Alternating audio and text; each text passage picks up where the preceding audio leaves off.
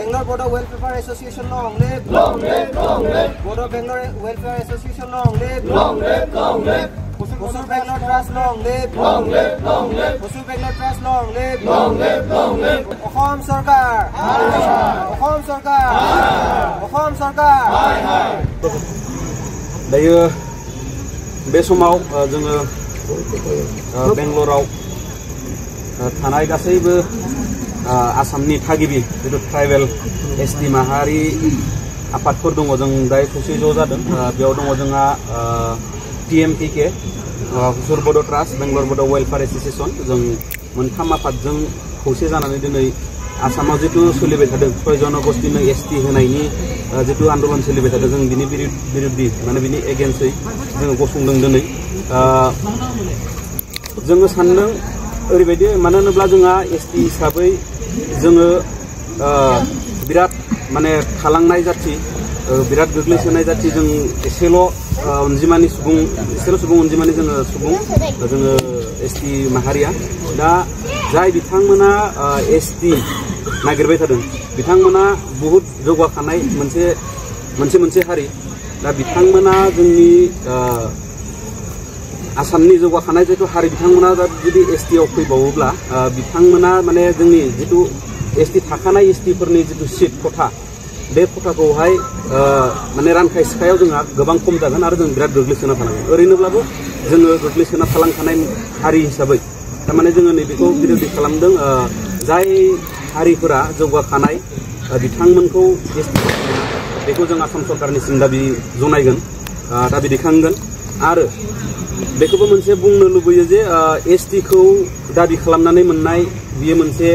माबा नङा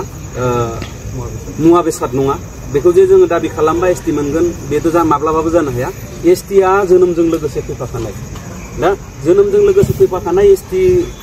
बिथांमोनानो एसटीआव दंखायो जितु दा जाय बिथांमोना एसटीआव थादों बिथांमोना जाबायदि सरकारनिफ्राय मोननांगौ दङ बेखौबो थोब्ले माब्लेसो मोनबाय थादों जेराव फुराहै बे समावबो जुदि बै गोबांथार सुबुं अनजिमा थानाय जौगाखानाय हारिफोरखौ आरो बै एसटीनि खथायाव सोसन हरदेरोब्ला जोंनि थाखानाय एसटीफोरा माने गोबां अलखदाव गोग्लैगोन दा जितु एसे जौगादों बिनि आरो गाहायाव गलांबावगोन दा बिनि थाखायनो जोङो आसाम सरकारखौ अनुरोध खालामदों जाहाथे जाय बिथांमोना दिनै गोदानहै एसटी जानो होननानै आन्दोलन खालामबाय थादों बिथांमोनखौ जिहेतु एसटी खथायाव सोसना आरो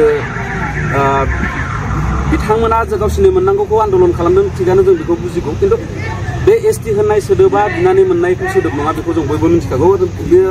माने बै बिथांमोनाबो मिथिगौ जे एसटीखौ जों बिनानै मोना होननानै थेवब्लाबो बिथांमोना उग्र खालामनानै बिबाय थानायाव दा जोंनि आसाम सरकारा मा खालामनो नागिरदों जों बेखौ मिथिया आरो फैबाय थानाय 25 तारिखै मोनसे आसाम एसेम्बलि जिरायगोन बे आसाम एसेम्बलियाव जुदि बिला पास जायोबाथ' हय जानोबो हागौ एसटीआ दा बेनिखायनो जोङो आसाम एसेम्बलि जिरायनायनि सिगांनो जोङो बेंगलराव थानाय गासै एसटी आसामनि थागिबि एसटी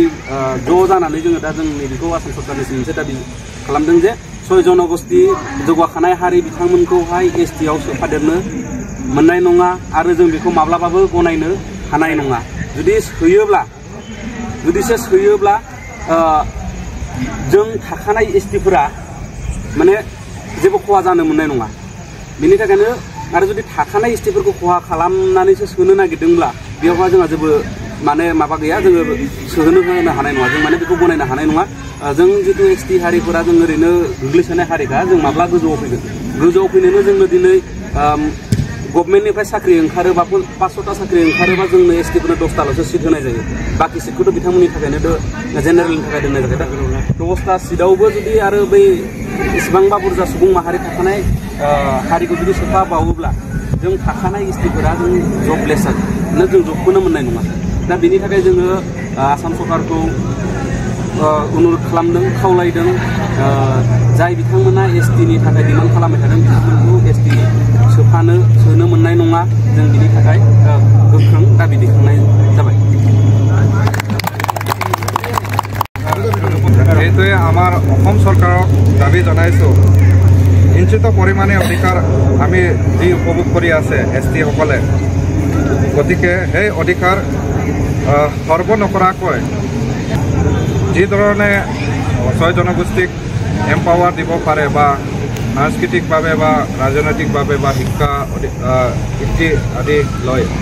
যিটো অধিকাৰ পাব লাগে ইহঁতক দিয়ক আমাৰ একো আপত্তি নাই কিন্তু So here we ST people from Assam here we are gathering to support CC2A, which is Coordinations Committee of Tribal Associations